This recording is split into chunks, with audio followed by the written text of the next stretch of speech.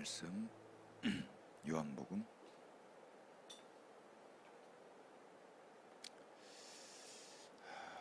3장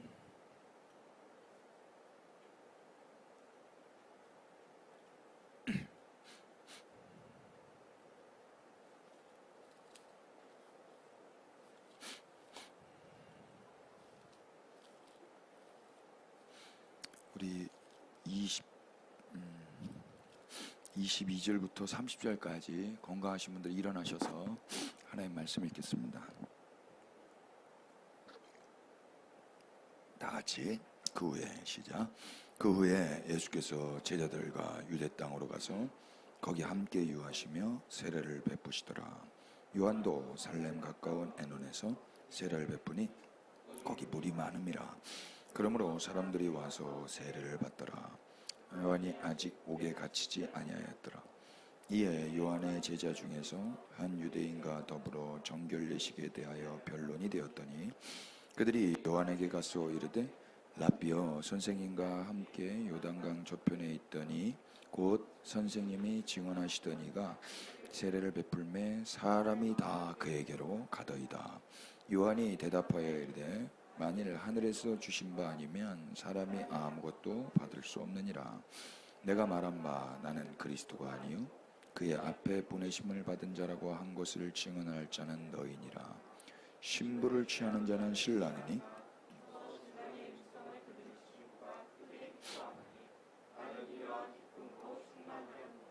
그는 흥하여야 하겠고 나는 쇠하여야 하리라 하니라. 아멘. 자리에 앉겠습니다. 우리는 지난 시간에 사랑을 배웠어요. 사랑이 뭐든가요? 사랑은 원망하는 자들을 오래 참는 거였습니다. 원망하는 거 계속 들으면은 괴로워요. 근데 사랑하면 그걸 참는 겁니다. 사랑은 감사하지 않는 자들, 선물로 줬는데 그걸 하찮게 여기는 자들을 견뎌내는 거예요. 와, 이거 못 견딜걸요? 선물 줬는데 이게 뭐야? 그냥 사랑은 죽어 마땅한 자들이 죽지 않기를 바라는 거예요. 그게 사랑입니다. 하나님은 세상을 그렇게 사랑하셨습니다. 사랑스럽지도 않고 사랑할 수도 없는 자들을 사랑하신 거예요. 그래서 우리 주님 찬양받기에 합당하십니다. 이 사랑을 어떻게 받을 수 있었죠? 우리 안에는 방법이 없습니다. 인간 측에서는 방법이 없어요. 그래서 은혜로만 받아야 돼요. 은혜를 받겠다고 뭘 할 그런 거 없어요. 은혜는 하나님의 관대한 친절이었습니다. 이 친절은 예수님 안에서 최고조로 나타났습니다. 이 친절이 없었다면 온 세상은 벌써 심판이고 이미 심판인 거예요. 이 심판 가운데 하나님은 예수님을 장대에 높이 들려 죽이실 만큼 세상이 당신과 영원한 관계를 소유하기 원하셨어요. 죽어 마땅한 죄인들을 향한 하나님의 관대한 친절, 이기적인 우리로서는 결코 이해할 수 없는 사랑과 은혜입니다. 우리가 만약 사랑을 하게 된다면 비로소 그때 이 사랑을 좀 알게 될지 모르겠습니다. 만약 그날이 온다면 우리가 받은 그 친절과 그 사랑이 얼마나 깊고 우리 인간으로서는 아득히 먼 거였는지 알게 될 거예요. 두 번째로 우리는 믿는다라는 게 뭔지 또 생각해 봤는데요. 믿는다는 게 뭐죠? 하나님은 확정되어 진행 중이었던 심판 가운데 예수님을 보내신 거예요. 심판이 진행 중인데 거기에 예수님을 보낸 거죠. 만약 유일한 구원의 길로 보낸 예수님을 믿지 않는다면 어떤 일밖에 없죠? 심판밖에 없죠. 민수기 21장을 보시면 돼요. 심판이 진행 중이었잖아요. 근데 그때 살 수 있는 유일한 구원의 길을 만드셨어요. 장대에 노뱀을 달아라. 그리고 그걸 봐라. 안 보면 계속 심판인 거죠. 그리스도가 아니면 이미 심판이니까 멸망뿐인 세상 속에 우리가 구원을 받을 길은 구원하기 위해 보내신 예수님 한 분밖에 없는 겁니다. 아멘. 이미 그는 율법 아래에 있었기 때문에 정죄와 심판을 받고 있어요. 모든 인류는. 근데 거기에 예수님을 보낸 거예요. 만약 이 예수님을 믿지 않는다면 뭘 하면서 살지, 우리 민수기 21장의 상황을 한번 상상만 하자고요. 무슨 다 아시잖아요.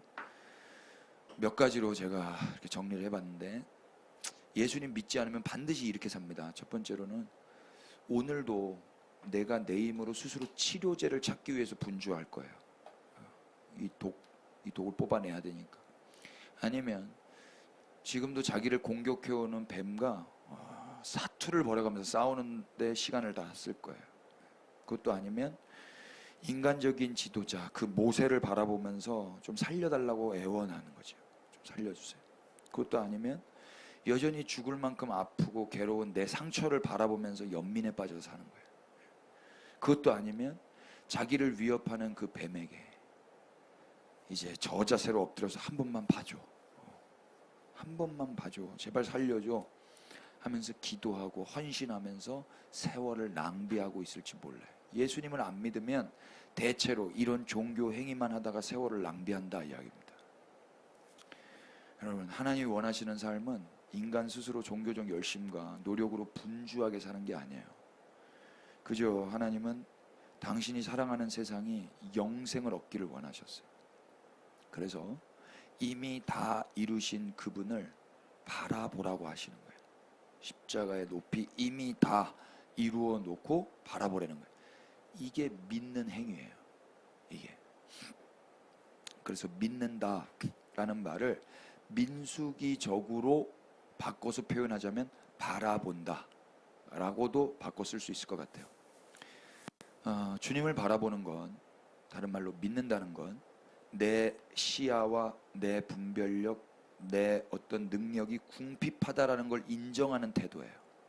그분을 바라본다라는 건. 그러므로 그 행위 자체는 오직 그리스도만을 의존하는 행위이기에 내가 부인된 모습이에요. 믿는다는 것 자체가. 야, 뭐 그거 약 찾아서 바르면 되지 라고 사람들이 이야기해도 난 못 찾아, 나에겐 그 능력이 없어 라고 자기를 부인하는 거예요. 겸손을 떠는 게 아니에요. 사실을 말할 뿐인 거예요. 그리스도께 대한 믿음, 그리스도를 믿는 믿음, 그리스도께 대한 믿음, 이건 그래서 그리스도의 믿음, 그리스도의 신실하심만을 의존해서 구원을 받겠다라는 태도예요. 내가 예수를 믿는다, 내가 믿는다라는 건 역시 그분의 믿음만을 의지하겠다라는 거라고요. 그분의 믿음. 그래서 굳이 순서를 매기자면 장대에 높이 달리신 신실하신 그리스도를 신뢰하는 것, 이게 신자의 믿음인 거예요. 그리스도는 장대에서 이미 다 이루셨어요.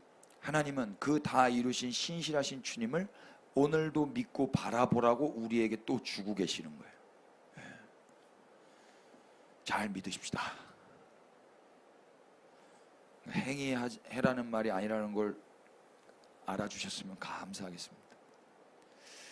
제 언어의 한계입니다. 끝으로 지난 시간에 심판과 영생의 차이가 뭔지 또 봤는데 간단했죠. 빛으로 나왔느냐 안 나왔느냐, 이게 심판과 영생의 차이였어요. 빛으로 온 자는 영생이었고 빛으로 안 온 자는 심판이었죠. 이건 마치 조건처럼 들리는 말씀이에요. 그래서 이 말씀을 가지고도 어서 빛으로 나와서 심판을 면하시오 라고 어드바이스를 할 수 있어요. 그러나 우리가 기억해야 될 건 지금 이 말씀을 밤에 빛 대신 예수님께 나온 니고데모에게 하고 있다라는 거예요. 이걸 기억해야 되는 거예요. 그러니까 니고데모는 지금 빛으로 왔어요, 안 왔어요? 빛으로 와 있단 말이에요. 만약 그가 오지 않았다면 그는 어떻게 살았을까요? 그냥 유대인으로, 바리새인으로, 이스라엘의 지도자로 그 권위와 그 근엄한 근사한 삶을 살았을 거예요. 그렇지만 속 안에는 늘 불안함이 있을 줄 모르고 늘 염려와 공허함이 있을 거예요. 그러나 그가 빛으로 오는 바람에 그의 행위가 다 드러났죠. 그 속에 결여된 영역들, 무지함들, 불안함들, 거듭나지 못했던 그의 민낯이 다 들통이 나버렸어요. 빛으로 왔다라는 증거예요. 그럼 빛으로 오면 그게 다 드러난다 그러잖아요. 그래서 안 온다 그러잖아요. 어둠을 사랑하는 사람들은. 근데 이 사람은 어둠을 사랑했던 사람인데 와 있단 말이에요. 이걸 은혜라고 한다고요. 또한 그가 빛을 사랑해서 온 게 아니라 아무것도 모르고 왔는데 그의 믿음 역시 표적을 본 믿음이었는데 그는 지금 예수님께 나와 있어요. 이게 어떻게 된 거예요? 그가 하나님 안에서 행해진 일이라는 걸 드러내고 있는 거라 그랬죠. 그는 무지했고 불안했고 불신했어요. 그런데 빛 앞에 왔어요. 그러면 이 사람의 영적 주소는 영생입니까? 심판입니까? 니고데모 다 지옥 갔으면 좋겠어요? 니고데모 영생입니다. 이처럼 영생은 소위 그 사람의 믿음이 좋아서 받는 것도 아니고 그 사람이 율법을 다 지켜서 받는 것도 아니에요.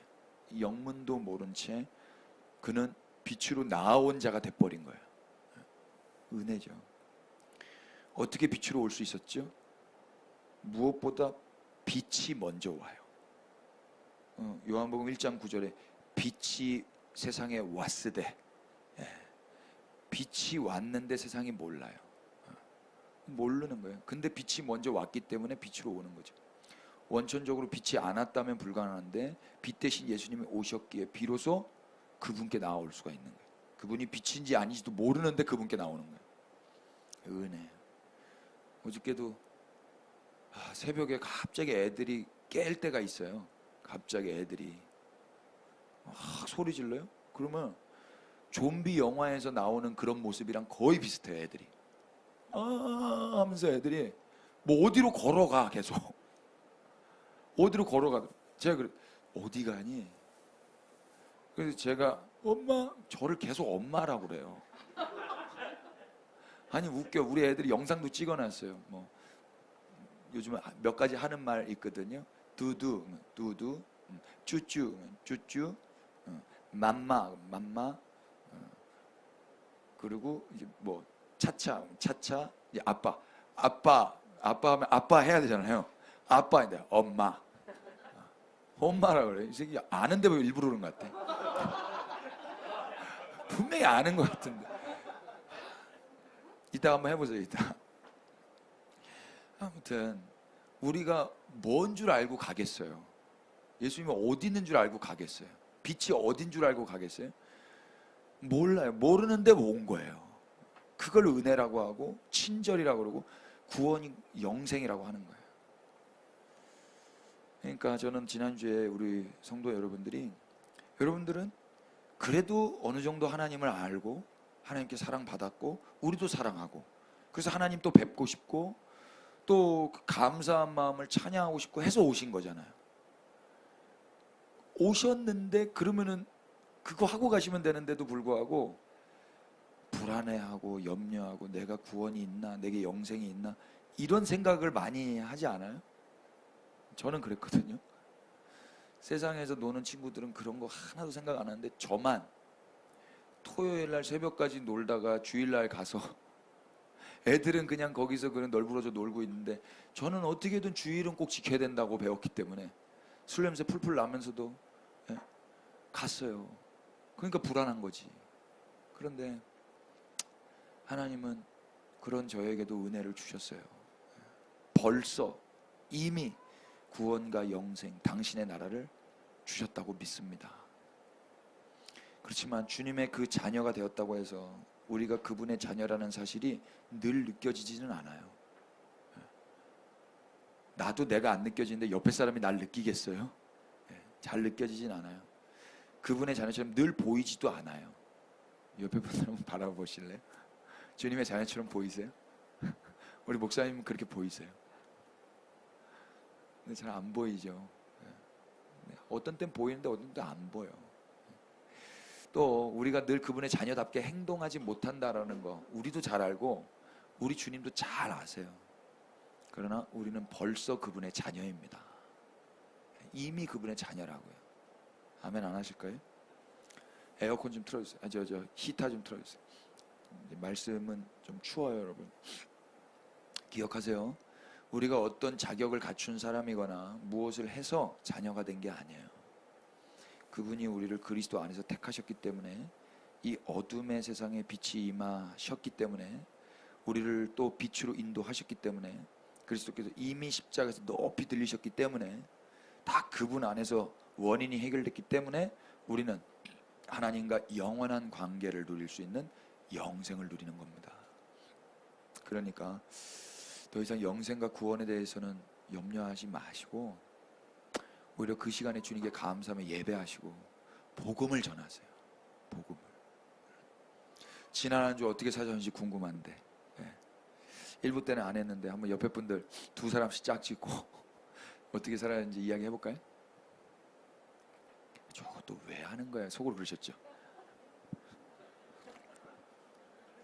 아니요라고 말한 사람이 그렇게 생각한 거 아니에요? 감사합니다. 원사님 오늘 고생 너무 많이 하셨어요. 제육볶음 하시느라고. 아이고 됐거든요가 뭐예요? 됐거든요.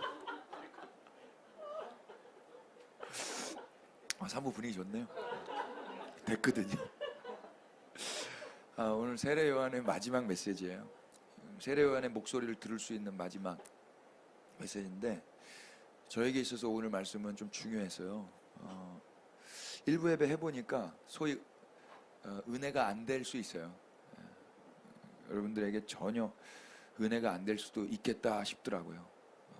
그런데 만약에 그래서 내가 하나님 앞에 다시 이 말씀을 보고 묵상하고 기도한다면 참 그게 은혜예요.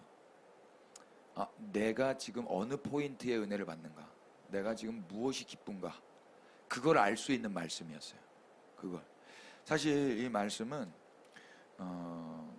다 알아요. 목회자들이 이 말씀을 가지고 제자도라든지 제자는 어떻게 살아야 된다는지 목회자는 어떻게 행동해야 된다든지 뭐 그런 쪽으로 많이 설교되어 온 말씀이에요. 다들 세례 요한처럼 이렇게 살자라는. 근데 저는 이 말씀을 그렇게도 충분히 설교할 수도 있지만은 여러분 그런 설교 많으니까 꼭 한번 들어보세요.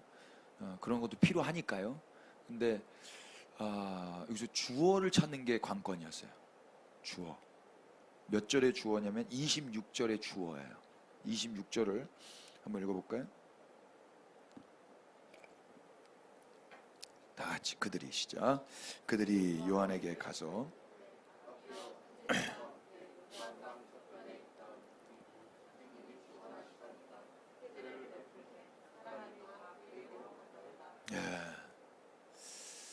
여기서 주어를 제가 찾는 게 제 중요한 일이었는데 결론부터 제가 말씀드리자면 저는 이 26절을 누가 말했는가? 둘 중에 하나예요. 세례 요한의 제자들이 말했는가? 아니면 유대인들이 말했는가? 단행본도 제가 많이 읽어보고 주석서들도 많이 봤는데 둘 다 있어요. 유대인이라고 하는 사람도 있고 제자들이라고 하는 사람들도 있고 아덤 핑크 목사님은 유대인이라고 말했고 톰 라이트는 제자들이라고 말했어요. 그러니까 저도 결정을 해야 돼요. 저는 뭘로 결정을 했냐면 유대인으로 해석하기로 결정을 했어요. 왜 그런가 이제 중간중간에 말씀을 드릴게요. 요한복음 강의 첫 시간 여러분 기억나실지 모르겠어요. 톰 라이트가 이런 말을 했었죠. 한번 사진 띄워줄 수 있습니까? 요한복음이 뭐냐? 요한복음 복음을 선포하고 유대인이 유대인을 상대로 제시한 변증을 담았던 걸작이다. 유대인이 유대인을 상대로 제시한 변증. 그 유대인이 유대인에게 뭘 변증하겠어요? 예수님이 그리스도라는 걸 변증하는 거예요. 예수님이 그 왕이다. 예수님이 그 메시아다.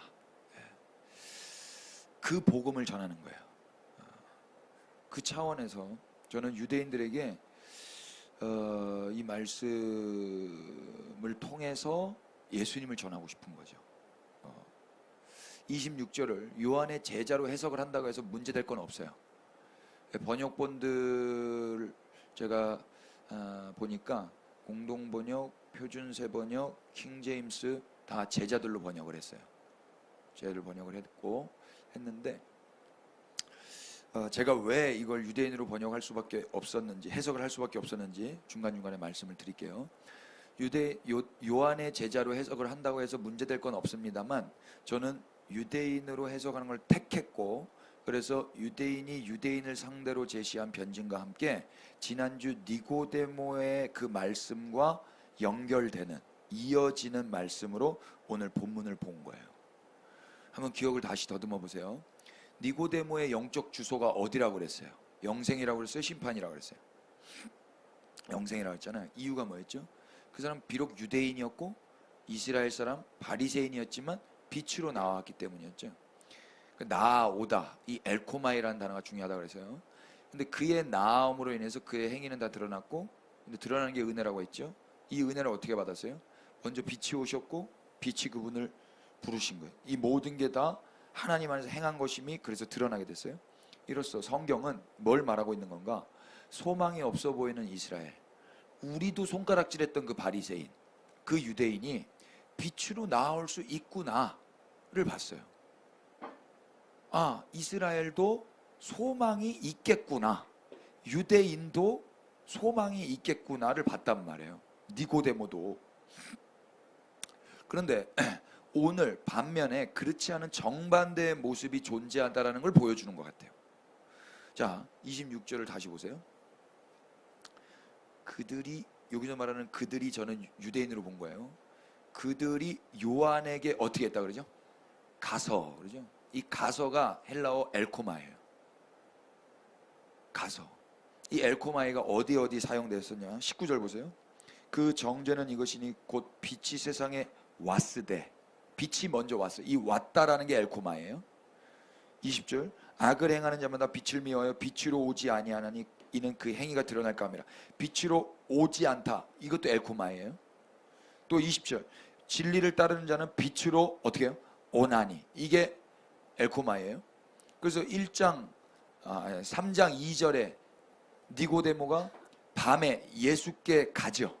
그게 엘코마예요. 그러니까 니고데모는 어떻게든 어찌된 영문인지 모르겠지만 빛으로 갔어요. 그런데 또 다른 유대인들은 빛으로 가는 게 아니라 누구에게 갔어요? 요한에게 갔다고. 이 대조라고요. 요한에게 간, 빛으로 간 유대인, 요한에게 간 유대인, 이렇게. 그래서 그 사람들이 뭐라고 이야기하는가? 26절 보시면, 그들이 요한에게 가서 이르되 랍비여, 선생님과 함께 요단강 저편에 있던 그 사람, 곧 선생님이 증언하시던 이가 세례를 베풀매 사람이 다 그에게로 가더이다. 한번 따라해 보시죠. 사람이 다 그에게로 가더이다. 네, 이걸 말을 한 거예요. 여러분, 사람들이 예수님께, 빛 대신 예수님께 간다면 좋은 거예요, 좋은 거예요? 진리를 따르는 것이고, 그래서 정죄와 심판이 아닌 영생과 구원의 길로 가는 거잖아요. 그런데 지금 이걸 말하고 있는 사람들은 이게 못마땅한 일처럼 느껴져요. 왜 그럴까요? 역시 유대 바리새인들은 천국문을 사람들 앞에서 닫고 그들도 들어가지 않고 들어가려 하는 자들도 들어가지 못하도록 하는 자인 것 같아요. 이걸 누가 하신 말씀인가? 마태복음 23장 한번 열어서 확인해 보실래요? 13절.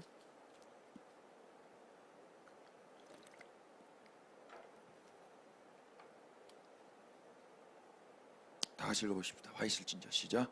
화 있을진저, 외식하는 서기관들과 바리새인들이여, 너희는 천국문을 사람들 앞에서 닫고 너희도 들어가지 않고 들어가려 하는 자도 들어가지 못하게 하는다. 아멘. 우리가 이렇게 살면 안 되겠죠? 예. 근데 여기 유대인들, 바리새인들은 이렇게 살았어요. 그런데 이 말을 왜 굳이 세례 요한한테 하는 걸까요? 사람들이 다 그에게로 가더이다, 이 말을 왜? 22절과 23절을 보면 우리가 추측을 할 수가 있는데, 본문 22절 23절에 어떤 내용이 있죠? 그 후에 예수께서 제자들과 유대 땅으로 가서 거기 함께 유하시며 뭘 베푸셨어요? 세례를. 23절도 요한도 살렘 가까운 에논에서 뭘 베풀어요? 세례를. 그래서 사람들이 와서 세례를 받더라. 그러니까 예수님과 세례 요한이 똑같이 뭘 베풀었어요? 세례를 베풀었죠. 아, 그렇구나. 둘 다 세례를 베푸셨구나. 대체로 사람은 같은 일을 하는 사람과 비교하게 되고요, 더 나아가서 질투가 생기게 마련이에요. 그 이유는 심리적이고 사회적인 요인 때문도 있지만 인간 자체가 욕심쟁이이기 때문에 그래요. 먼저 같은 일을 하게 되면은요, 공통된 기준이라는 게 존재하게 되잖아요. 공통된 기준. 같은 일을 하는 사람 사이에서는 성과나 능력을 평가할 공통된 기준이 존재하는데, 이로 인해서 서로의 결과물이 자연스럽게 비교 대상이 돼요. 그러니까 여러분, 제가 막 예배 잘 드리고 설교 잘하고 막 질투 안 하시잖아요. 질투하세요 혹시? 설교 왜 이렇게 잘해? 막 말씀 뭐 그런 사람 하나도 없죠 여기서. 직업군이 달라서 그래요. 직업군이 달라서. 근데 직업군이 같으면 그럴 수밖에 없어요. 그럴 수밖에. 공통된 기준이 있기 때문에. 그러다 보면 동일한 업계나 직업에서는 반드시 경쟁 구도가 형성돼요. 경쟁 구도. 또 성공의 기회가 한정되어 있다고 내가 느끼잖아요. 그러면 타인의 성취가 나의 실패로 느껴져요. 그런 거 아닌데도. 그러면 지금 유대인들이 요한에게 찾아와서 했던 말은요, 마치 예수님의 성공이 요한의 실패인 것처럼 느끼도록 한 말인 거예요. 대체로 사람은 자신의 가치를 사회적으로 인정을 받고 싶어 하는데, 만약 같은 일을 하는 사람과 비교해서 내가 뒤처진다고 요만큼이라고 느껴지면은요, 내가 인정받지 못한다라는 불안감이 생기고, 그 불안감은 이내 질투로 이어지게 돼요. 이거 질투 안 해야지 그런다고 안 돼요. 그 사람 안 봐야 돼요. 그래서 제가 아까 목사님 이야기했던 거예요. 우리 예배당 목사님들 안 오지 않냐고. 근데 목사님이 왔다. 훌륭하신 분이다 이야기해요. 훌륭하신 분. 자신의 일과 성과를 인생에서 중요한 일부로 여길 때, 특히 상대방이 더 큰 성취를 이루게 되면 더욱 나 자신의 가치가 낮아진다라고 여기게 돼요. 그래서 진심으로 축하를 못 해줘요. 진심으로. 그래서 유대인들이 요한에게 말한 사람이 다 그에게로 가더이다, 이 말은 요한에게는 그것도 요한의 이름 앞에 어떤 두 글자가 붙어 있어요? 세례 요한이잖아요. 세례 요한인데 세례 요한이라는 이름이 무색해지는 거거든요. 세례를 내가 주니까 내가 세례 요한인데 세례를 다 누구한테 받으러 간다는 거예요? 예수님께 받으러 가는 거예요. 그러니까 세례 요한에게는 실패를 의미하는 거고, 요한의 자존감이 떨어질 수밖에 없는 상황인 거죠. 더 나아가서 세례 요한의 존재 자체에도 의문을 갖게 하는 상황인 거예요. 내가 있을 필요가 있나? 만약 여러분들이 딴 교회, 뭐 한신교회, 뭐 반포교회 다 가버리셨어. 다 저리로 가더이다. 내가 있을 필요가 있나? 이런 생각 제가 할 수도 있지 않겠어요? 없을까요? 다 어디 간 거예요? 오늘 3부 예배 때. 다 어디로 갔나이까? 제주도로 갔나이다. 집구석에 계시나이다. 에? 다 어디 가요? 결혼식에 갔나이다. 내가 있을 필요가 있나?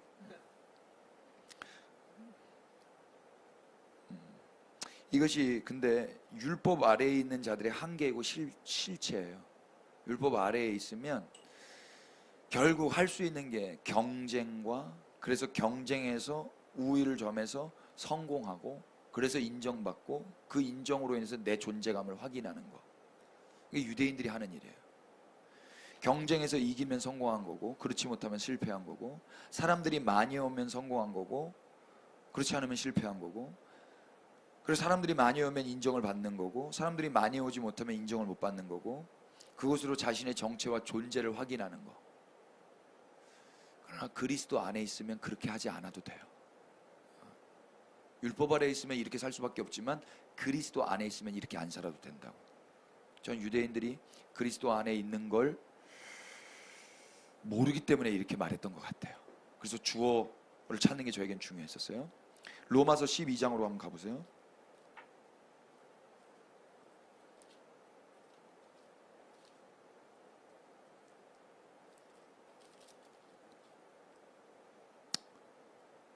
(12장) 4절부터 6절까지인데요. 한번 보실까요?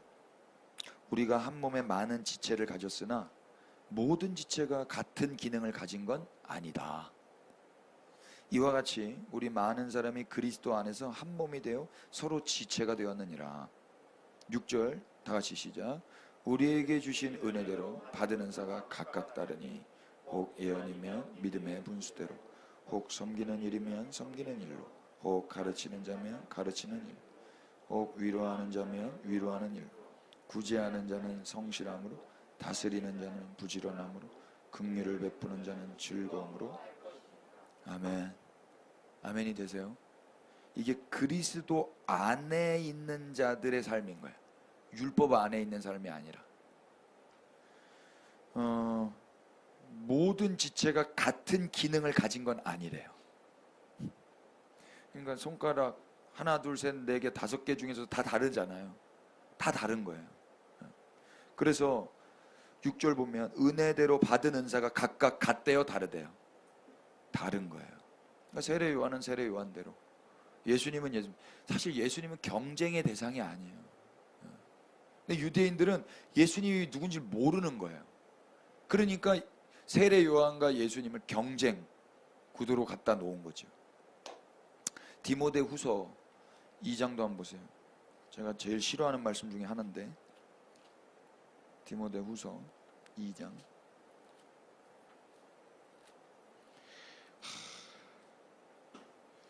제가 좌절해서, 제가 늘 이 경쟁에서 밀리고 성공에 대한 두려움 가운데 있을 때 저희 어머니가 늘 이 말씀으로 격려하셨는데 제일 듣기 싫은 말씀이었어요. 20절 21절 다 같이 시작.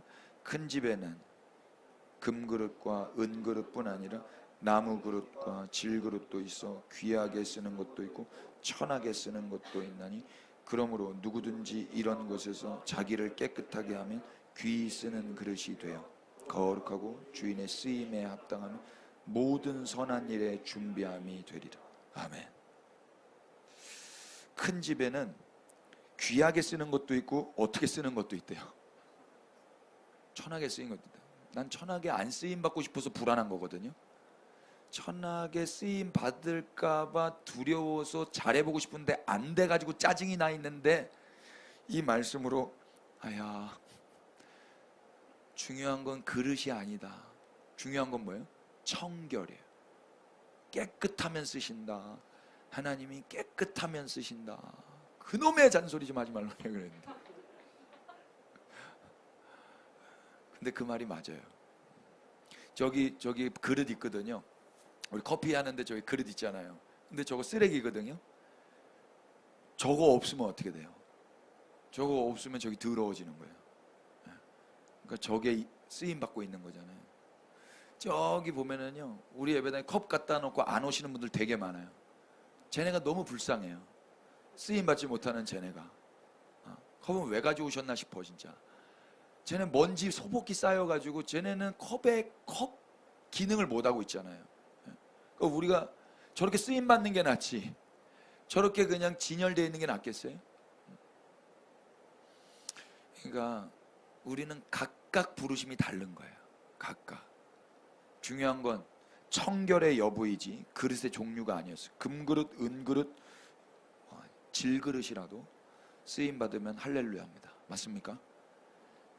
율법 아래 있으면 이게 안 되는 거예요. 율법 아래 있으면. 성경은 요한을 통해서 율법 아래에 있는 유대인들에게 이걸 말씀하시는 것처럼 저는 느껴졌어요. 오늘 우리에게도 이 말씀은 율법 아래가 더욱 익숙한 우리로 하여금 그리스도께로 이끌고 계시는 거예요. 우리는 어떻게든 율법을 지켜서 성공해서 쟁취해서 인정받아서 거기서 정체를 확인하고 기쁨을 누리려고 한다고. 그런 거 안 해도 돼요. 이제 그리스도 안에 있으면. 이제는 비교와 경쟁에서 자유한 자가 되었으니까 피차 우리 그렇게 누리면서 사십시다. 각자의 역할을 하는 거예요. 각자의 역할. 본문으로 다시 넘어가 보세요. 27절을 보시면, 요한복음 3장 27절에 요한이 대답하여 이르되 만일 하늘에서 주신 바 아니면 사람이 아무것도 받을 수 없느니라. 하늘에 주시지 않으면 사람이 받을 수 있다 없다? 없다. 제가 읽을 때 그랬는데 저는 머리카락을 하늘에서 안 주신 거예요. 그러니까 못 받죠. 그 여러분들은요? 받으신 거죠. 그러면 한 올 한 올 감사하셔야 되는 거예요. 한 올 한 올. 지금 예수님께 가는 사람들 보세요. 지금 유대인들이 와가지고 모든 사람이 예수님께 가던데요. 그거에 대해 요한이 뭐라고 말하죠? 그 가는 거 하늘이 주신 거야. 하늘이 주셨기 때문에 가는 거야. 이렇게 말하는 거잖아요. 그렇다면 그 앞에 지난주 지지난주 봤던 니고데모 빛으로 갔다 그러면 그건 누가 주신 거예요? 하늘이 주신 거죠. 하늘이. 다시 말해서 하나님은 율법 아래에서 경쟁과 비교를 통해 질투를 유발하게 하는 유대인들 중에서도, 그 이스라엘 중에서도 당신이 택한 누군가는 빛으로 나오게 하실 수 있는 분이라는 거, 그걸 우리는 니고데모에서 본 거라고요. 그러니까 소망이 있잖아요. 동일하게 우리가 받은 건 역시 누가 주신 거예요? 하나님이 주신 거죠. 요한은 유대인들에게 또 우리에게 하나님께서 안 주신 것들에 대해 원망하거나 집착하게 하지 않고 오히려 주신 것에 감사해야 될 것을 말씀하고 있는 것 같아요. 28절도 보세요. 다 같이 읽어볼까요? 내가, 시작. 내가 말한 바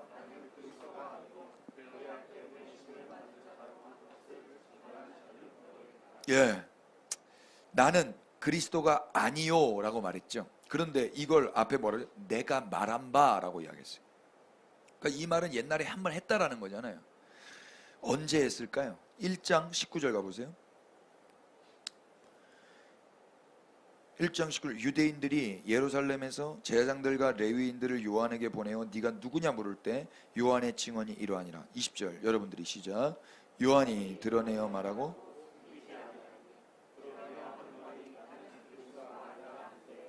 여기서 말했죠. 나는 그리스도가 아니라. 이게 유대인들이 보낸 또 다른 유대인들에게 한 말이라고요. 그러니까 여기서 말했네. 그러니까 유대인들로 제가 번역을 한 거예요. 해석을. 이미 유대인들은 요한의 정체에 대해서 물었고, 요한은 그때나 지금이나 동일하게 일관되게 대답을 했어요. 나는 그리스도가 아니야. 내가 말했잖아. 그러니까 이제 뭘 원해야죠? 3장 28절 후반절 보시면 내가 말한 바 나는 그리스도가 아니요 그의 앞에 보내심을 받은 자라고 한 것을 증언할 자는 너희니라. 유대인들, 니네 내가 말했잖아. 그러니까 니네가 이제 증언해 줘야지. 이렇게 말을 하고 있다고. 오히려 요한은 유대인들에게 내가 그리스도가 아니라는 걸 증언해 달라고 말하고, 그리스도 앞에 보내심을 받은 자라고 증언해야 될 사명이 있다라고 이야기를 하고 있는 거예요. 유대인들의 입에서 예수님이 그리스도임을 증거하게 되는 거, 이게 요한이 바랬던 그림이에요. 난 그리스도가 아니야. 유대인들, 니네가 예수님을 그리스도라고 증거해야지. 제가 이걸 보면서 와, 이건 내 기도 제목만이 아니었네. 요한도 이걸 바라고 있었네. 그랬어요. 2000년 전에 요한도 이걸 기대하고 있었는가 봐요. 여러분들은 어떠세요? 유대인들의 입에서 예수님이 그리스도라고 고백하게 될 것을 기대하고 계십니까? 그걸 그들이 증언한다고 생각해 보세요. 그들이. 이사야서 저 끝에 보면은요, 이사야 책에 성문으로 나오라, 성문으로 나오라 이런 말이 있거든요. 어떤 사람들은 성문으로 나오니까 성 바깥에 있는 사람이 성문으로 가까이 가는 건 줄 알아요. 성 안에 있는 사람이 성문으로 나아가는 거예요. 성문으로 나아가서 올 자들을 위해서 길을 내는 거예요. 그러니까 무슨 얘기예요? 성문 안에 누가 있어요? 이스라엘이 있어요. 그리고 또 돌아와야 될 이스라엘이 있는 거예요. 이스라엘이 이스라엘에게 그들이 올 수 있도록 외치는 거라고요. 이방인들이 이스라엘을 알리해야 되겠습니다만 더 적절하고 더 빠르고 더 그들이 용납하기 쉬운 게 누가 말하는 게 더 그게 됐어요? 이방인이 말하는 게 되겠어요? 유대인이 말하는 게 되겠어요? 유대인이 유대인에게 저분이 그리스도가 맞아. 너 그분에게 가고 있어? 잘하고 있는 거야. 이렇게 말을 해야 될 거 아니에요. 근데 많은 유대인들이 이걸 문제 삼고 있다고. 근데 요한은 정작 그거 잘 되고 있는 거야. 난 그리스도가 아니라 그랬잖아. 지금 그 이야기를 하고 있다고요. 29절도 보실래요? 그러면서 이 유명한 말을 남긴 거예요. 다 같이 읽어봅시다. 신부를 시작.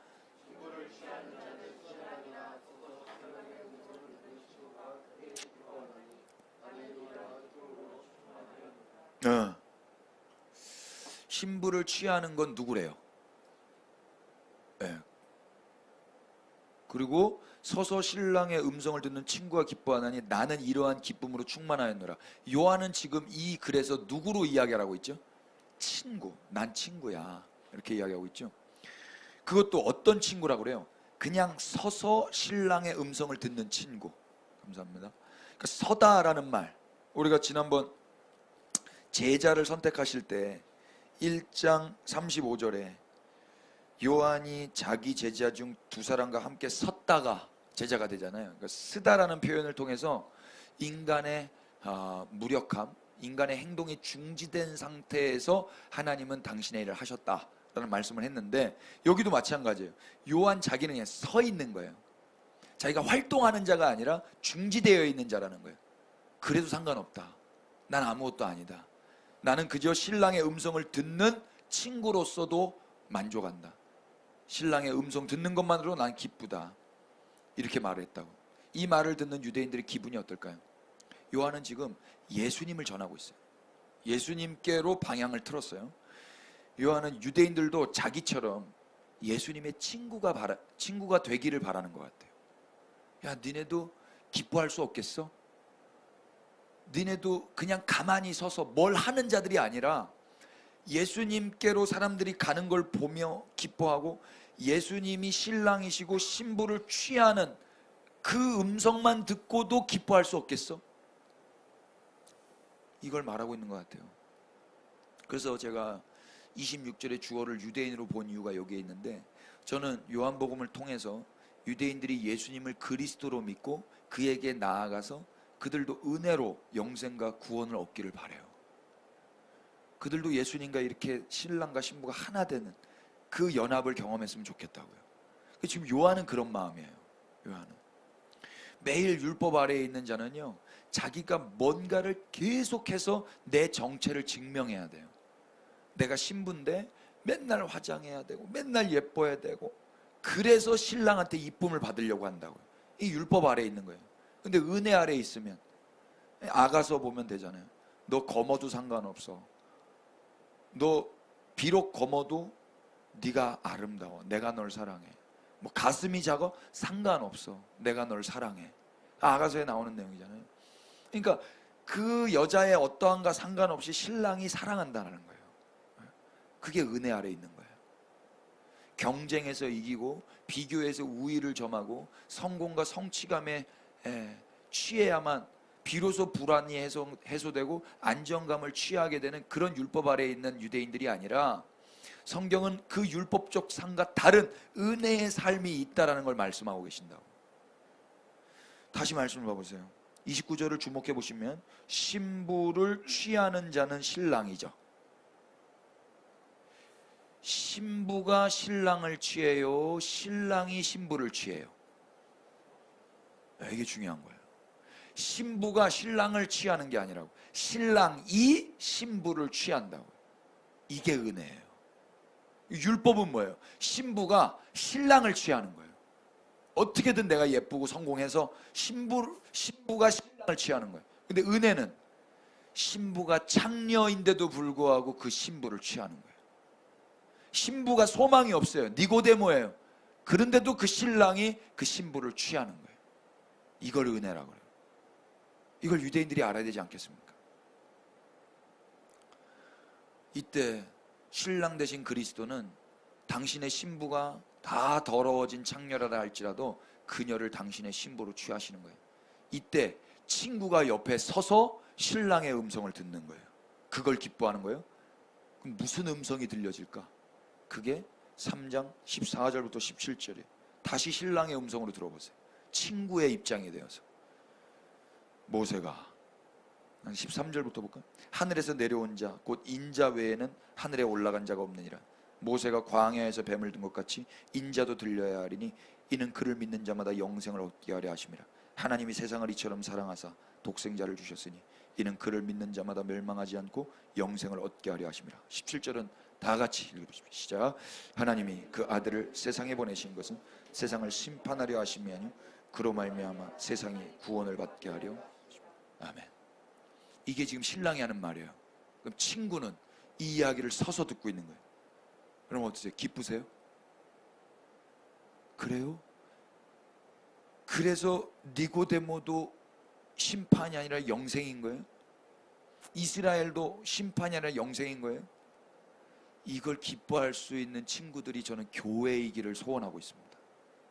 근데 교회가 이걸 가지고 나밖에 없다.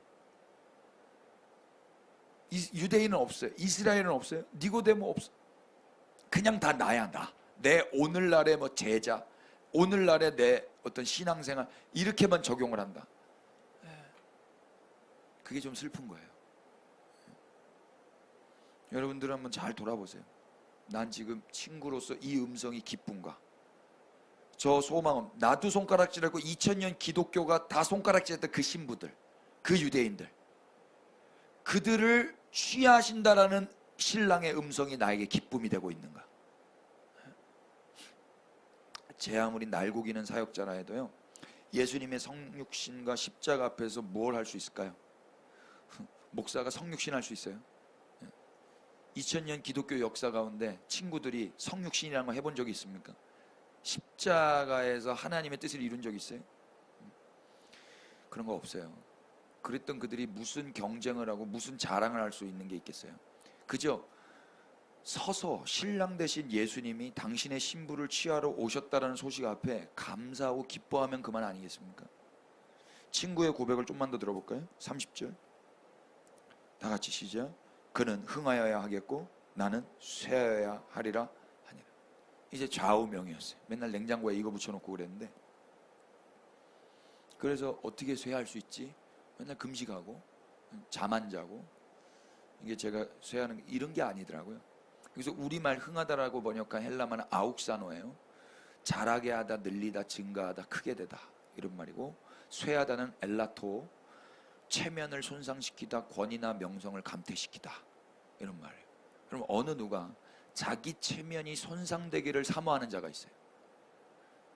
어느 인간이 자기 권위나 명성이 감퇴되는 것을 사모하는 자가 있습니까? 없어요. 정우성 씨 보셨어요? 청룡영화제?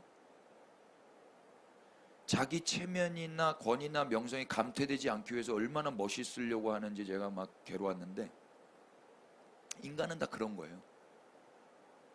끝까지 멋있어야 돼요. 인간은요. 어느 누구도 자기 체면이 손상되는 걸 소원하는 자가 없어요. 그런데 친구는 다르다고요. 친구는 나는 체면 손상돼도 돼. 그분만, 신랑만 계속 커지면 그걸로 내 소원은 전부야.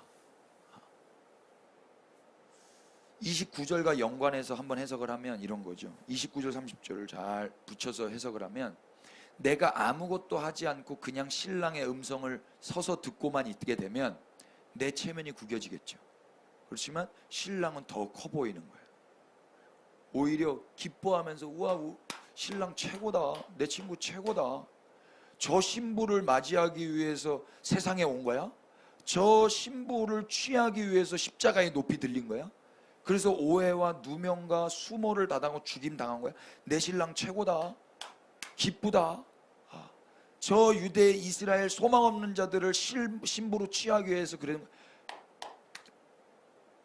이게 친구라고요. 이게 친구의 역할이었고 친구의 바램이에요. 우리가 그러고 있어야 되지 않겠어요? 친구라면. 대화를 하다 보면은요, 자신의 이야기를 경청하는 사람이 있는가 하면 꼭 이야기 끝에 자기 이야기로 결말을 진 사람이 있죠. 그런 사람은 상대방의 이야기를 듣는 것도 결국 내가 할 이야기를 하기 위해서 경청을 하는 거더라고요. 이런 사람이랑 대화하고 싶으세요, 여러분? 깔때기들. 제가 그런 경우가 많은데, 그 사람 이야기를 해줘야 될까요? 그 사람 이야기를 듣고 그 사람 이렇게 서포터로 이야기를 해줘야 되는데, 근데 있잖아, 내 이야기로 다시 시작을 하는 거예요. 그건 친구 아니에요. 신랑의 친구는 신랑이 계속 말하게 내버려 두는 거예요. 그냥 가만히 서 있는 거예요. 근데 기쁜 거야. 이 말이 너무 기뻐. 왜냐면 이 말밖에 신부가 저 신랑과 하나 될 수 있는 말이 없거든요. 신부도 아무나 할 말이 없어요. 더러워진 창녀니까, 소망 없는 율법 아래에 있는 자들이니까. 근데 신랑이 계속 말을 하는 거예요. 내가 너 때문에 온 거야. 빛으로. 네가 나를 거부해도 나는 너를 거부하지 않을 거야. 이걸 친구가 듣고 기뻐하는 거예요. 와, 내 친구 최고다. 넌 뭐야, 병풍이야 뭐야? 나 병풍이야. 나는 그리스도가 아니야. 교회가 그리스도가 되면 되겠어요? 서구 기독교가 그리스도가 되면 되겠냐고요. 우린 그냥 그리스도의 친구일 뿐입니다. 그리스도가 하고자 하는 일이 기뻐야죠. 그리스도가 소원이 계신데 그 소원을 같이 친구로서 기도해야 되지 않겠어요?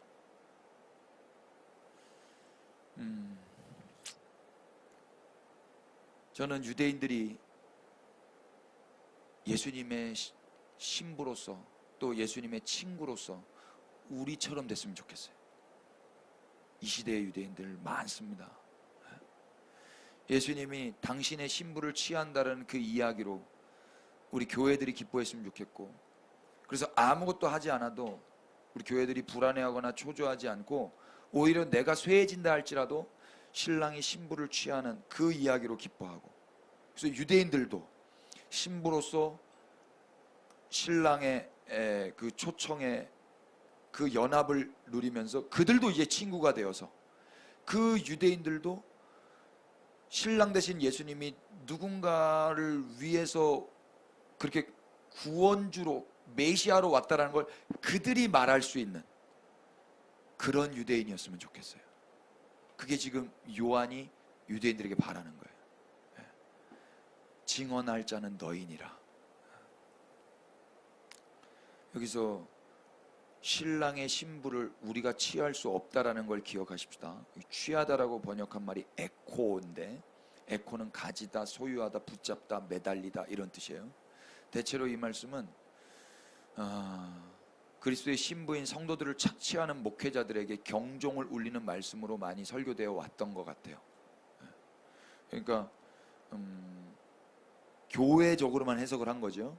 그래서 성도님들은 신부고 예수님은 신랑인데 목사가 신부를 착취해서 가스라이팅하는 그런 것들에 대해서 그러면 안 된다라고 말했던 거예요. 그런데 가만 보니까 목회자뿐이겠어요? 성도님들도 마찬가지 아닙니까? 성도도 목사를 취하려고 하는 경향이 다분해요. 없어요? 여러분, 저를 취하려고 하지 마세요. 아멘 너무 세게 하지 마세요. 속상하니까. 그러니까 목사님을 내가 취해가지고 내 소유 만들려고 하는 거, 그것도 안 되는 거예요. 또한 우리의 자녀들 역시 그리스도의 신부예요.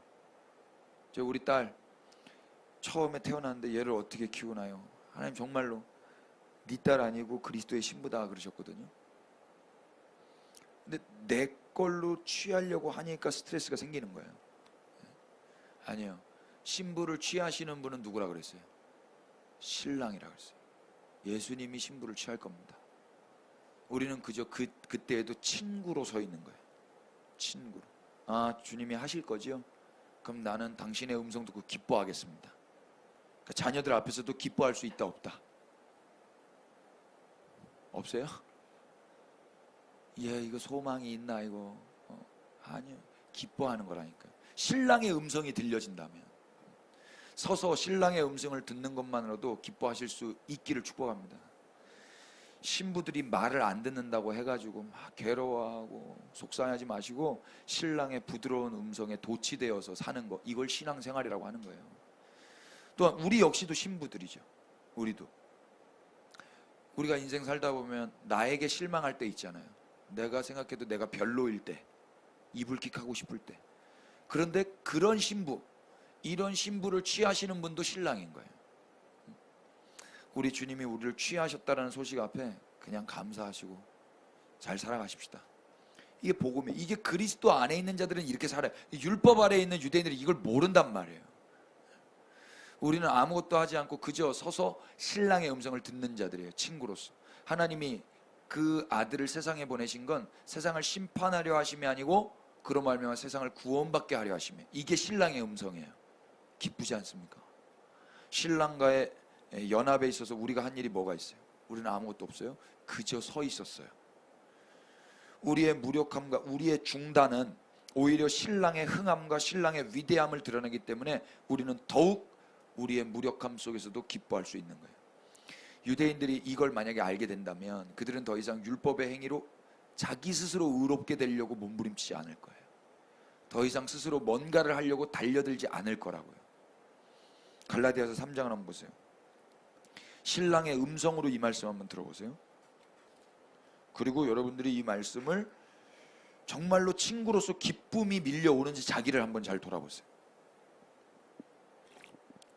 10절부터 무릇 율법 행위에 속한 자들은 저주 아래 있나니 기록된 바 누구든지 율법책에 기록된 대로 모든 일을 항상 행하지 아니하는 자는 저주 아래 있는 자라 하였습니다. 또 하나님 앞에서 아무도 율법으로 말미암아 의롭게 되지 못할 것이 분명하니 이는 의인은 믿음으로 살리라 하였습니다. 율법은 믿음에서 난 것이 아니니 율법을 행하는 자는 그 가운데 살리라 하였느니라. 13절 시작. 그리스도께서 우리를 위하여 저주를 받은 바 되사 율법의 저주에서 우리를 속량하셨으니 기록된 바 나무에 달린 자마다 저주 아래에 있는 자라 하였습니다. 아멘. 이거 신랑의 음성으로 들어보세요. 그래? 율법에 있으면은 다 저주인데 그리스도께서 우리를 위해서 저주를 받았다고? 유대인 율법 아래에 있는 너희를 위해서 그리스도께서 이미 저주를 받으셨대. 그래서 율법의 저주에서 너희를 속량하셨대. 이 말씀 나무에 달린 자마다 저주 아래에 있는 자라. 봐봐, 예수님 나무에 달렸잖아. 민수기 21장에 그 노뱀으로 장대 위에 높이 달렸잖아. 이걸 신랑이 직접 이야기한다고. 그걸 친구는 서서 듣고 기뻐하는 거예요. 야, 유대인 니네 소망 있어. 니네 저주 아니야. 이제 복이고 영생이야. 이걸로 기뻐한다면 하나님이 야, 니네 내 친구 맞구나 이러지 않겠어요? 근데 그게 무슨 상관? 이건 내 말씀이지. 이건 나를 위한 거지. 무슨 유대인이야. 이게 기쁨이 되겠냐고요. 교회가 어떤가 봐보세요. 여러분들은 어떠세요? 속으로만 대답해 보세요. 이게 여러분들의 기쁨이 됩니까? 서서 아무것도 안 하고 그냥 이걸 듣고 있잖아요. 우리 이방인들은 뒤에 있는 거예요. 14절. 이는 그리스도 예수 안에서 아브라함의 복이 이방인에게 미치게 하고 또 우리로 하여금 믿음으로 말하면 성령의 약속을 받게 하려 함이라. 이방인은 여기에 있는 거예요. 유대인은 예수님이 십자가에 달려서 그들 율법의 저주에서 속량을 하신 거예요. 이걸 듣는 친구들, 기독교인들이 기뻐할 수 있었으면 좋겠어요. 그리고 이 소식을, 이 신랑의 음성을 그들이 좀 들었으면 좋겠어요. 그걸 이제 우리가 좀 증거해야 되지 않겠어요? 31절 본문으로 넘어오시면 예수님이 누군지에 대해서 요한이 이제 유대인들에게 선포를 합니다. 31절부터 36절까지 7가지로 제가 정리를 해봤는데, 우리는 이미 예수님이 누군지 알고 있지만 아직도 유대인들은 예수님이 누군지 몰라요. 그러니까 세례 요한한테 와가지고 다 그에게로 가던데 이런 말을 했던 거예요. 질투 나라고. 근데 세례 요한이 예수님이 어떤 분이신지 내가 이야기해 줄게 유대인들아, 그러면서 이야기하시는 거예요. 31절부터 한번 읽어볼까요? 시작. 위로부터 오시는 이는 만물 위에 계시고 땅에서 난 이는 땅에 속하여 땅에 속한 것을 말하느니라. 하늘로부터 오시는 이는 만물 위에 계시나니 그의 증언을 받는 자가 없도다. 그의 증언을 받는 자는 하나님이 참되시라는 것을, 하나님이 보내신 이는 하나님의 말씀을 하나니 이는 하나님이 성령을 한량없이 주심이니라. 아버지께서 아들을 사랑하사 만물을 다 그의 손에 주셨으니 아들을 믿는 자에게는 영생이 있고 아들에게 순종하지 아니하는 자는 영생을 보지 못하고 도리어 하나님의 진노가 그 위에 머물러 있느니라. 아멘. 제가 유대인으로 주어를 찾을 수밖에 주어를 선택할 수밖에 없었던 이유가 여기 있는 거예요. 이 말씀을 유대인들이 듣는다고 생각해 보세요. 세례 요한 그냥 그 자리에서 그냥 세례 줘버려요. 그냥 뭐라고? 지금 네가 뭐라고? 이게 다 신성 모독이고 우상숭배스러운 이야기거든요. 유대인들 입장에서는. 그런데 지금 세례요한이 이걸 선포하고 있다고요. 예수님이 누군지 변증하고 있다고.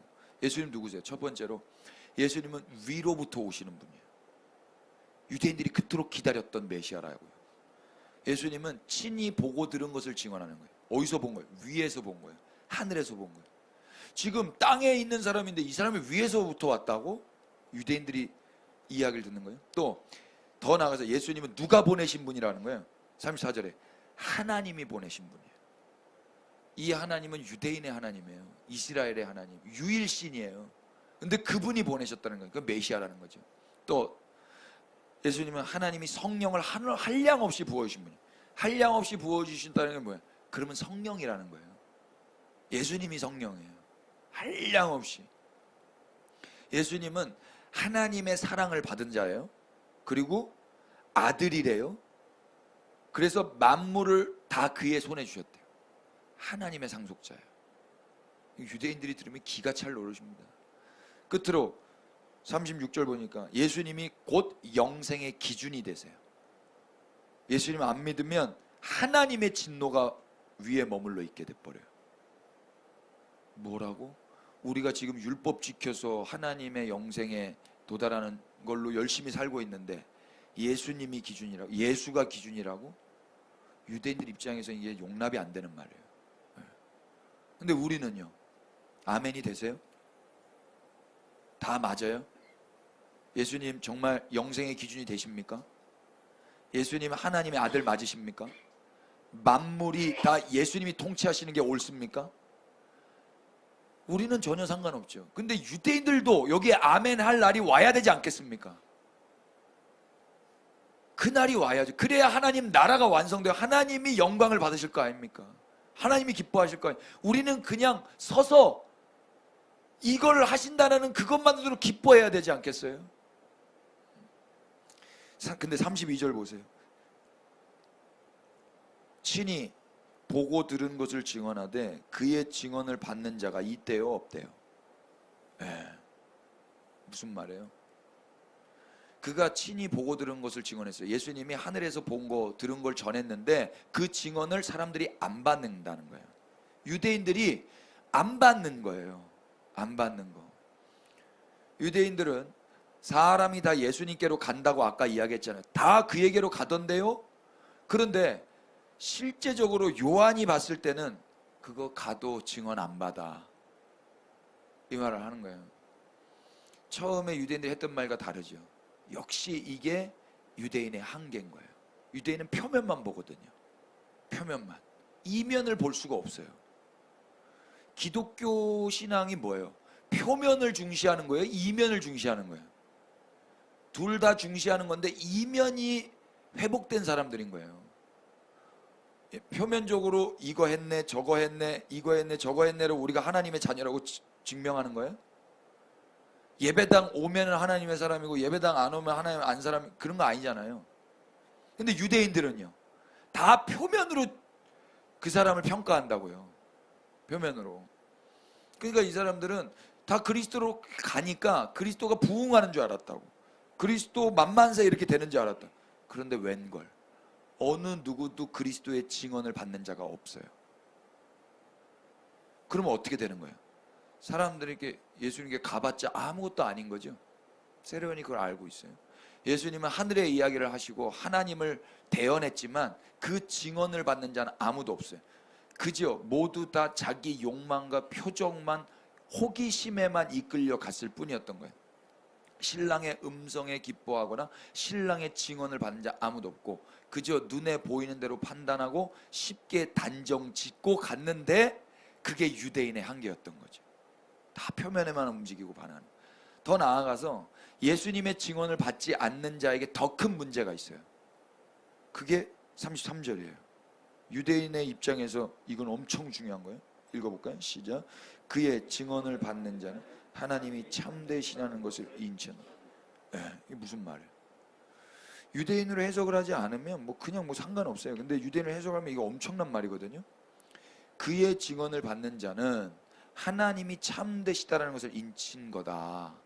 그러면 증언을 안 받는 자는 하나님이 참되시지 않다라는 것에 인치인 거예요. 무슨 말인지 아시겠어요? 예수님 그리스도께로 갔는데 증언을 안 받아요.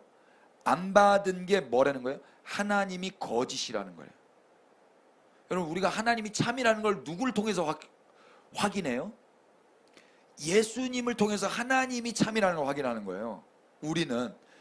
그런데 유대인들은 그에게는 다 가는 것처럼 보였지만 그의 증언을 안 받잖아요. 그러면 뭐가 문제가 되냐면 그들이 지금도 율법 지키는 하나님, 그들이 자기의 신이라고 믿었던 그 하나님이 가짜라는 게 돼버리는 거라고요. 그러니까 유대인들에게 엄청 중요한 거 아니에요? 그러니까 하나님의 참되심은 뭘로 확인되는가? 예수님의 증언을 받냐 안 받느냐로 확인되는 거예요. 그게 기준이에요.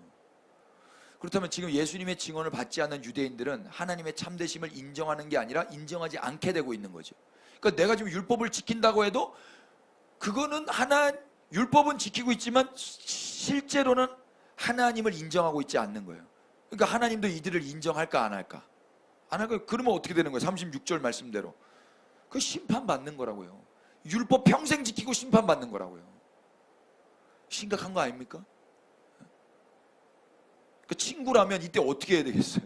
친구라면 큰일 났다 이렇게 생각을 같이 해줘야 될 거 아닙니까? 여기 증언을 받는 자가 없다라고 했죠. 32절에 그의 증언을 받는 자가 없다. 여기 없다라고 번역한 헬라말이 우데이스인데 이건 아무도 없다라는 뜻이에요. 아무것도 아니다라는 뜻이거든요. 따라서 예수님께 아무리 왔다 그래도 예수님의 증언을 받는 자는 아무도 없었던 거예요. 다 그에게 가도이다. 그 다 안에 어느 누구 한 사람도 예수님의 증언을 받는 자가 없었다. 그 유대인들. 그럼 어떻게 되는 거예요? 그 유대인들은 하나님을 참으로 도장 찍은 자가 아무도 없는 거예요. 그러면 그들은 결국 다 심판인 거예요. 심각하지 않습니까? 그러나 하나님께서, 신랑께서 이 유대인들을 포기하실까요? 포기하지 않죠. 신랑의 음성이 뭐였어요? 신랑의 음성 17절 하나님이 그 아들을 세상에 보내신 건 세상을 심판하려 하심이 아니요 그로 말미암아 세상이 구원을 받게 하려 하심이라. 이게 신랑의 음성이에요. 친구들은 이걸 듣고 기뻐하는 거예요. 신부를 취하는 건 신랑이에요. 신랑이 어떻게 신부를 취하는가 한번 볼까요? 유대인에게 필요한 건 그래서 복음이 필요한 거예요. 자, 요한복음 20장을 한번 가보세요.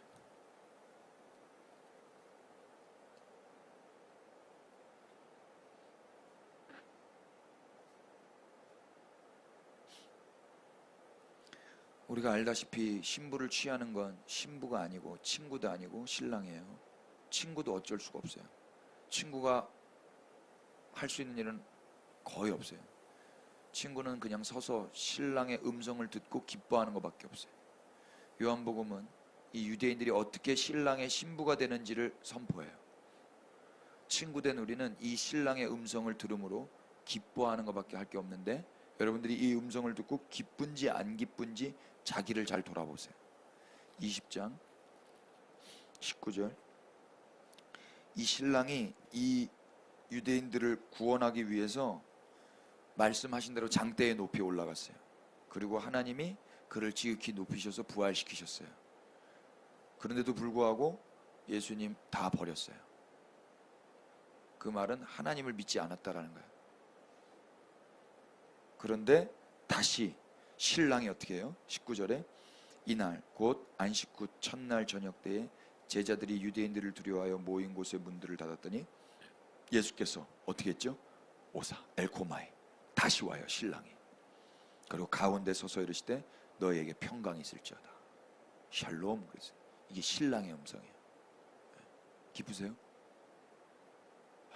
왜 왔어요? 얘네 말고 우리랑 하면 되지 왜 또 얘네한테 왔어요? 여러분 여기 제자들도 유대인인 거 아세요? 유대인 중에 그 증언을 받는 자가 없다고요. 그러면 하나님의 심판을 받는 거예요. 하나님이 참되시라는 걸 유대인들이 인정하는 자가 없었다고. 그런데 이 신랑이 이 신부들을 포기합니까? 또 오는 거예요. 또 와서 신랑의 음성을 들려주는 거예요. 샬롬. 신부들은 할 말 없어요. 신부들은 가만히 있고, 친구는 어떻게 해야 돼? 친구는 서서 기뻐해야지. 야, 우리 친구 진짜 최고다. 우리 신랑 진짜 최고다. 우리 예수님 진짜 최고다. 근데 교회가 그러는가 보세요. 2000년 역사에 그거 없었다니까요. 그냥 우리끼리 하자 그랬어요. 우리끼리 하자. 유대인이 뭐가 필요하냐? 우리끼리 하자. 저 유대인들은 당신을 죽였지 않냐? 그러니까 우리끼리 하자. 이렇게 됐다고. 거기에 무슨 기쁨이 있어요? 분노만 있지. 욕심만 있고. 또 보세요. 이 말씀을 하시고 손과 옆구리를 보여주세요. 그러니까 쟤들 줄 보고 기뻐했어요. 예수께서 이르시되 또 한 번 너희에게 평강이 있을지어다. 아버지께서 나를 보내신 것 같이 나도 너희를 보내노라. 이게 신랑의 음성이에요. 쟤네를 보낸다고요? 열방을 보내시지 왜 저 유대인들을 보내세요? 친구는 안 그래요. 친구는 기뻐해요. 와, 우리 친구 최고네. 우리 신랑 최고네. 저렇게 소망 없는 자들, 저렇게 배신자들, 다 도망친 사람, 저들을 증인으로 삼는다고? 와, 기뻐하는 거예요. 그래서 역사가 이루어졌잖아요. 그래서. 그리고 22절에 결정적으로 이 말씀을 하시고 그들을 향하여 숨을 내쉬며 이르시되 뭘 받으라? 성령을 받으라. 어느 누구도 증언을 안 받았어요. 증언을 안 받, 그래 받지 마 그래요? 또 와서 증언 정도가 아니라 성령을 받으라 그래요. 그래서 다 줘버리는 거예요. 안 받는 자들에게. 그러면 이 성령 받은 자들은 예수를 누구라고 고백합니까? 그리스도라고 고백하죠. 그 고백 자체가 하나님의 참되심을 드러내는 거예요. 이걸 누구로부터 시작됐어요? 이방인으로부터 시작됐어요? 유대인으로부터 시작됐어요? 유대인으로부터 시작됐잖아요. 그게 사도행전이란 말입니다. 그렇게 우리는 그들이 살았던 그걸 통해서 하나님이 참이 맞네 라고 알게 된 거예요. 하나님께서 이걸 이루어내시는 거예요. 니네가 안 받아? 니네가 그리스도의 말을 안 받아? 그 증언을 안 받아? 하늘에서 내려오신 분은 이분밖에 없는데 니네가 안 받아? 그럼 니네 하지 마. 하나님 이러세요 안 이러세요? 안 그러세요. 다시 또 찾아가셔서 성령을 받으라고 줘버리고 그 말씀을 받게 하시고 예수님을 그리스도라 증언하게 하시고 하나님의 참되심을 그들의 삶을 통해서 드러내게 하신다고. 우리는 친구로서 그걸 보는 거예요. 그리고 기뻐하는 거예요. 우리가 한 게 뭐가 있어요? 서서 있었던 거예요. 기뻐하시기를 축복합니다. 기쁘세요? 21장도 한번 봐보세요. 이랬는데 이놈들이 잘해야 될 거 아닙니까? 그런데 또 고기 잡으러 가요. 21장에 고기 잡으러 갔다고, 야 이제는 안 되겠다. 니네 유대인들 니네 싹수가 놀았다. 나는 저 애굽 애들이랑 해야 되겠다. 저기 뭐 다른 애들이랑 해야 되겠다. 안 그러세요. 또 찾아 시간 관계상 12절 참 다 같이 읽어볼까요? 예수께서 시작. 예수께서 이르시되 와서 조반을 먹으라 하시니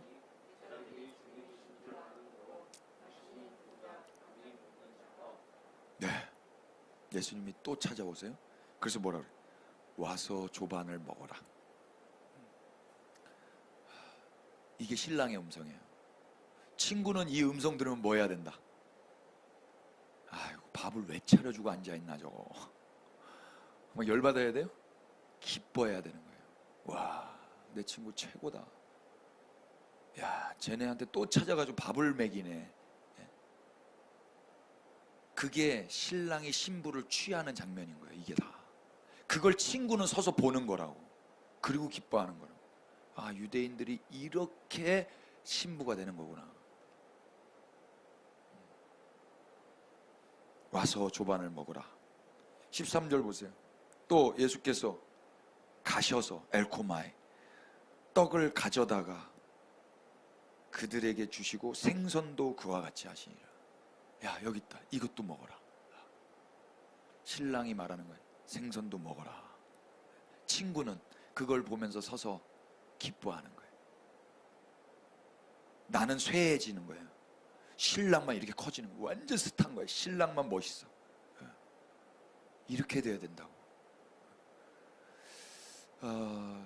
아직 신랑이 흥하지 않으셨습니다. 근데 흥할 날이 올 것입니다. 언제 흥하게 되는가? 신부를 취할 때 흥하게 될 것입니다. 근데 그 신부들이 어떤 신부들이냐? 이런 신부들입니다. 유대인들입니다. 열방도 있습니다. 근데 열방은 이미 예수님이 누군지 그 7가지 예수님이 누군지 거의 동의합니다. 뭐 동의 안 한 사람도 있겠지만 불편함이 없습니다. 그럴 수도 있지, 뭐 이럴 수 있죠. 유대인들은 그럴 수도 있지가 안 됩니다. 그건 자기를 부인해야 되는 거고, 자기의 신념, 자기의 전 삶과 나라를 포기해야 되는 겁니다. 그러니까 거부할 거예요. 배신할 거예요. 증언을 받을 수가 없어요. 그런데 결과는 어떻게 돼요? 그분의 포기하지 아니하심으로 또 찾아오십니다. 또 찾아오셔서 샬롬, 샬롬. 나를 죽인 자들에게 또 찾아가셔서 샬롬, 샬롬. 이게 신랑의 음성이에요. 그리고 성령을 주시고, 그리고 조반을 차려주시고 생선을 내어주셔요. 먹어라, 나를 먹어라, 먹어라. 이걸 교회들이 들으면 기뻐해야죠. 그리고 빨리 일이 일어날 때 기도해야죠. 교회가 그러고 있는가 보자고. 저는 우리 교회가 친구의 역할로 기뻐했으면 좋겠어요. 그리고 신랑이 이 신부를 취함으로 해서 어서 흥하시옵소서, 어서 흥하시옵소서, 이렇게 기도해야 될 거 아니겠습니까? 우리도 신부죠. 우리도 신부인데 우리가 신부된 데서 뭘 한 게 있냐고요? 없다고요. 우리는 그리스도를 증거하는 역할을 맡았지 않습니까? 그리스도의 친구의 역할을 지금 맡았지 않습니까? 나는 그리스도가 아닙니다, 아니라고 말했잖아요. 이제 여러분들이 내가 아니라는 걸 말하고 저분이 그리스도라는 걸 여러분들이 말해 주십시오 라고 이방 교회들이 유대인들에게 토스할 수 있다면 얼마나 좋겠습니까? 그들이 쉽진 않겠지만 그 과정 가운데 세례 요한이 어떻게 돼요? 일찍 목이 베어 죽임당합니다. 교회들이 이 친구의 역할을 영광스럽게 감당한다면, 요한복음은 복음을 선포하고 유대인이 유대인에게 변증을 했던 걸작이라고 했어요. 뭘 변증하는 것이에요? 예수님이 그리스도라는 변증인 거예요. 여러분 기쁘셨으면 좋겠습니다.